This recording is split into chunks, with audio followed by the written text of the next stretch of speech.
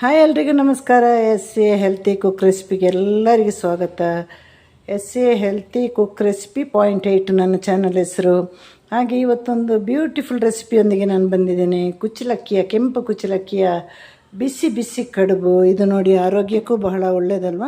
ತುಂಬ ಸುಲಭವಾಗಿ ಮಾಡ್ಬೋದು. ಅದನ್ನು ಹೇಗೆ ಇಷ್ಟು ಸುಲಭವಾಗಿ ಮಾಡೋದು ಅಂತೆಲ್ಲ ನಿಮಗೆ ನಾನು ಹೇಳಿಕೊಡ್ತೇನೆ. ಯಾಕಂದರೆ ಕುಚ್ಚಲಕ್ಕಿ ಅನ್ನೋದು ಅದರಲ್ಲಿ ನಮಗೆ ಏನೆಲ್ಲ ಬೇಕಾದ ವಿಟಮಿನ್ ಪ್ರೋಟೀನ್ ಎಲ್ಲವೂ ಸಿಗುತ್ತೆ. ಜಾಸ್ತಿ ಕಾರ್ಬೋಹೈಡ್ರೇಟ್ ಕೂಡ ಇಲ್ಲದಂಥ ಒಂದು ಅಕ್ಕಿ ಅಲ್ವ ಇದು ಕುಚ್ಚಲಕ್ಕಿ, ಕೆಂಪು ಕುಚ್ಚಲಕ್ಕಿ. ಹಾಗೆ ಸುಲಭವಾಗಿ ಹೇಗೆ ಮಾಡೋದು, ಕ್ವಿಕ್ಕಾಗಿ ಹೇಗೆ ಮಾಡೋದು ಅಂತ ನಾನು ನಿಮಗೆ ಹೇಳಿಕೊಡ್ತೇನೆ. ಇದು ನಮ್ಮ ಕುಚ್ಚಲಕ್ಕಿ, ಕೆಂಪು ಕುಚ್ಚಲಕ್ಕಿ ಇದೆ ಅಲ್ವ. ಇದನ್ನು ನಾವು ಚೆನ್ನಾಗಿ ತೊಳೆದಲ್ವ ನೆನೆ ಹಾಕಿದ್ದು. ಈಗ 8 ಅವರ್ ಆಯಿತು ನೋಡಿ, 8-8.5 ಅವರ್ ಆಯಿತು. ಇಷ್ಟು ನೆನಿಬೇಕು. ಈಗ ಈ ಒಂದು ನೀರನ್ನು ಸೋಸಿ ಬಂದರೆ ಸಾಕು. ಈಗ ಅಷ್ಟು ಚೆನ್ನಾಗಿ ತೊಳೆದಿದ್ದೇನೆ.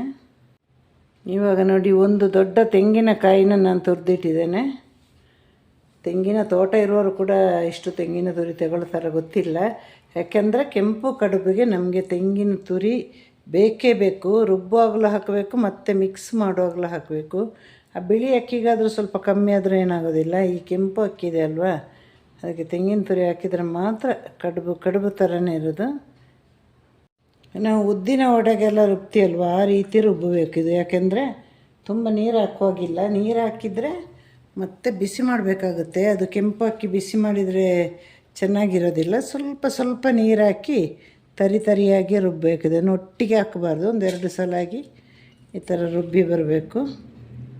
ರುಬ್ಬುವಾಗ ಈಗ ನಾನು ತೆಂಗಿನ ತುರಿ ಹಾಕಿದ್ದೇನೆ ನೋಡಿದ್ರಲ್ಲ, ಜೊತೆಗೆ ಸ್ವಲ್ಪ ಉಪ್ಪು ಕೂಡ ಹಾಕಿ ಇಷ್ಟಿಷ್ಟು ಹಾಕಿ ಈಗ ನಾನು ಅಕ್ಕಿ ತಗೊಂಡಿದ್ದೇನಲ್ಲ 2 ಸಲ ಆಗಿ ರುಬ್ಬಿ,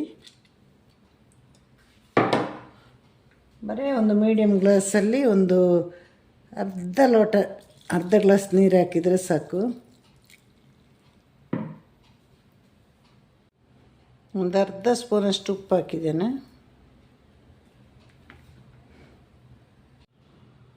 ಬರೀ 3 ನಿಮಿಷ ಆಗಿಲ್ಲ, ನಾನು ಕಡುಬಿಗೆ ರುಬ್ಬಿ ತೆಗೆದೆ. ಯಾವುದು ಕೂಡ ಕಷ್ಟ ಆಗೋದಿಲ್ಲ. ನಾವು ನಮ್ಮ ಬುದ್ಧಿ ಉಪಯೋಗಿಸ್ಕೊಂಡು ಅಡುಗೆ ಮಾಡಿದರೆ. ಕೆಲವರು ಕೇಳ್ತಾಯಿದ್ರು ನನಗೆ, ಕಡುಬಿಗೆ ನೀನು ಮಿಕ್ಸಿ ಜಾರಲ್ಲಿ ರುಬ್ತೀಯ ಅಂತ. ಏನೂ ಆಗೋದಿಲ್ಲ. ನಾನು ರುಬ್ಬೋದು ಇದೇ ಮಿಕ್ಸಿಯಲ್ಲಿ ರುಬ್ಬೋದು ಒಂದು 6 ವರ್ಷ ಮೇಲೆ ಆಯಿತು. 6 ವರ್ಷದಿಂದ ಮಿಕ್ಸಿ ಚೇಂಜೇ ಮಾಡಿಲ್ಲ ನಾವು.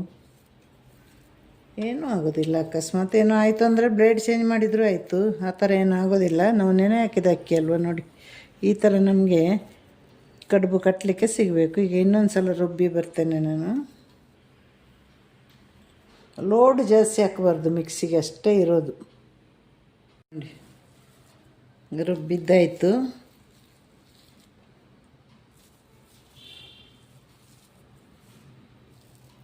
ಉಳಿದ ತೆಂಗಿನ ತುರಿನ ಇದಕ್ಕೆ ಹಾಕಿ ಚೆನ್ನಾಗಿ ಮಿಕ್ಸ್ ಮಾಡಬೇಕೀಗ. ಈ ಥರ ಸ್ವೀಟು ಕೂಡ ಮಾಡ್ಬೋದು, ಅದೆಲ್ಲ ಸಂಜೆ ಮಾಡೋದು. ನಾವೇನೋ ನೋಡಿದಾಗ ಇದನ್ನೊಂದು ಏನೋ ದೊಡ್ಡ ಗುಡ್ಡ ಕಳಚಿದಾಗ ಏನಿಲ್ಲ, ಎಷ್ಟು ಬೇಗನೆ ಆಗುತ್ತೆ ಗೊತ್ತಾ. ರುಬ್ಲಿಕ್ಕೆ ಕಷ್ಟನೇ ಇಲ್ಲ. ಒಂದೇ ಸಲ ಲೋಡ್ ಹಾಕೋದಿದ್ರೆ ಆಯಿತು. ಲೋಡ್ ಹಾಕಿದರೆ ಮಿಕ್ಸಿ ನಿಂತೋಗುತ್ತೆ. ಒಂದು ಸಲ ಹಾಕುವಾಗ 1 ಗ್ಲಾಸ್ ಅಕ್ಕಿ ಅಷ್ಟು ಹಾಕಿ ಅಷ್ಟೇ ತೆಂಗಿನ ತುರಿ ಹಾಕಿ, ಉಪ್ಪು, ಒಡೆಗೆ ಹಾಕುವಾಗೆ ಸ್ವಲ್ಪ ನೀರು ಮತ್ತು ತರಿಯಾಗಿ ರುಬ್ಬಬೇಕು. ಅಷ್ಟೇ ಇದರಲ್ಲಿರೋದು. ಈಗ ಇದನ್ನು ಚೆನ್ನಾಗಿ ಮಿಕ್ಸ್ ಮಾಡುವ. ಎಲ್ಲದಕ್ಕೂ ಕೂಡ ತೆಂಗಿನ ತುರಿ ತಾಗಬೇಕಲ್ಲ. ಉಂಡೆ ಕಟ್ಟಲಿಕ್ಕೆ ಕೂಡ ನಮಗೆ ಈಸಿ ಆಗುತ್ತೆ. ಇದು ಮನೆಯಲ್ಲಿ ಮೀನು ಸಾರು ಅಥವಾ ಚಿಕನ್ ಸಾರಲ್ಲಿರುವಾಗ ನೆಕ್ಸ್ಟ್ ಡೇ ಇದನ್ನು ಮಾಡಬೇಕು.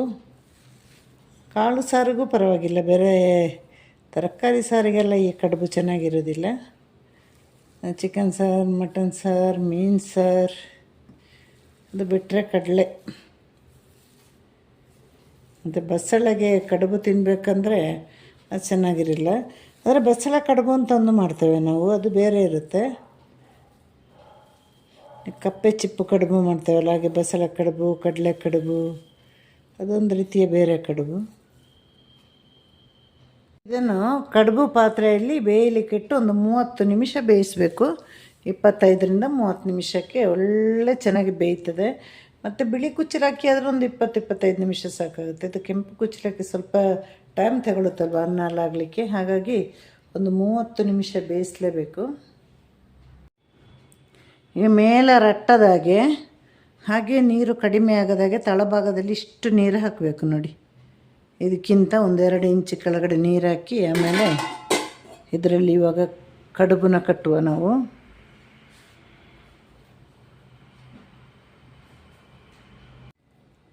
ನೋಡಿ ಇಷ್ಟಿಷ್ಟು ಮಾಡಿದರೆ ಸಾಕು.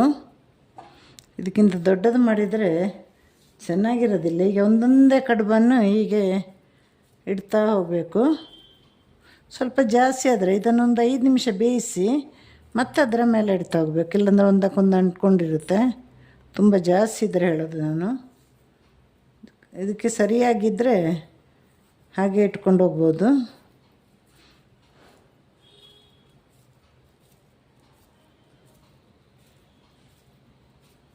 ನೋಡಿ ಎಷ್ಟು ಬೇಗನೆ ಆಗುತ್ತೆ ಇದೆಲ್ಲ. ತುಂಬ ದಿನ ಆಯಿತು ನಾನು ಬೆಳಿಗ್ಗೆ ಕುಚ್ಚಲಕ್ಕಿ, ಕೆಂಪು ಕುಚ್ಚಲಕ್ಕಿಯ ಕಡುಬು ಮಾಡದೆ, ಬಿಳಿ ಕುಚ್ಚಲಕ್ಕಿದು ಮಾಡಿದ್ದೇನೆ.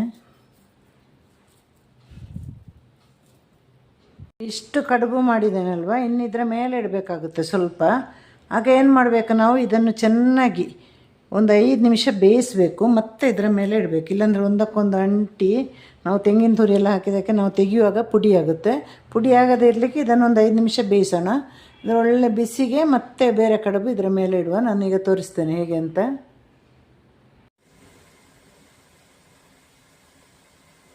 ಈಗ ಬಾಕಿ ಕಡುಬನ್ನು ಈಗ ಇಡಬೇಕು ನಾವು. ಈ ಥರ ಹೊಗೆ ಹೋಗುವಾಗ ಬಾಕಿ ಕಡುಬನ್ನು ಈ ಥರ ರೌಂಡ್ ಕಟ್ಟಿಡಬೇಕು.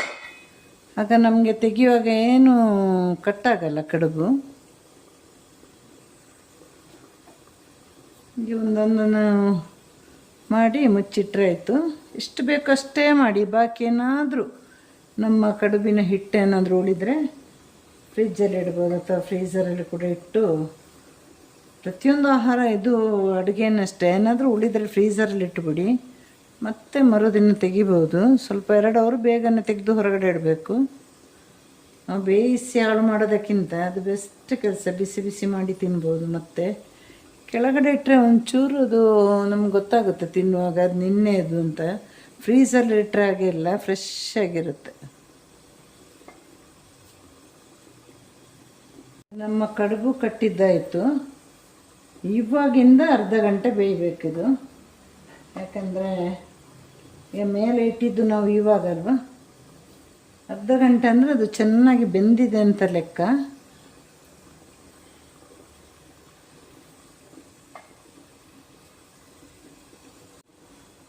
ಇದಕ್ಕೀಗ ಮುಚ್ಚಳ ಮುಚ್ಚುವ, ಗಾಳಿ ಎಲ್ಲ ಹೋಗದಾಗೆ ಟೈಟಾಗಿ ಮುಚ್ಚಿ.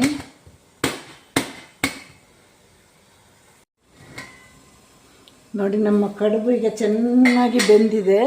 ಹಾಗೆ ನಮ್ಮ ಸ್ಟವನ್ನು ಕೂಡ ಆಫ್ ಮಾಡುವಲ್ಲ. ನೋಡಿ ಈ ಥರ ಪುಡಿ ಆಗಬಾರ್ದು, ಆಗ ಬೆಂದಿದೆ ಅಂತ ಲೆಕ್ಕ. ಬೆಳಗಿನ ಆರೋಗ್ಯಕರ ತಿಂಡಿ ಕಡುಬು ರೆಡಿ ಆಯಿತು. ಇದರಲ್ಲಿ ಎಣ್ಣೆ ಇಲ್ಲ, ಏನಿಲ್ಲ. ಕುಚ್ಚಲಕ್ಕಿ ಕೂಡ ಬಹಳ ಆರೋಗ್ಯಕರವಾದ ಅಕ್ಕಿ ಅಲ್ವಾ. ಹಾಗೆ ಬೆಳಿಗ್ಗೆದ್ದೆಲ್ಲ ಹೀಗೆ ಮಾಡಿ ಬೇಗನೆ ಆಗುತ್ತೆ, ಏನು ಕಷ್ಟ ಇಲ್ಲ.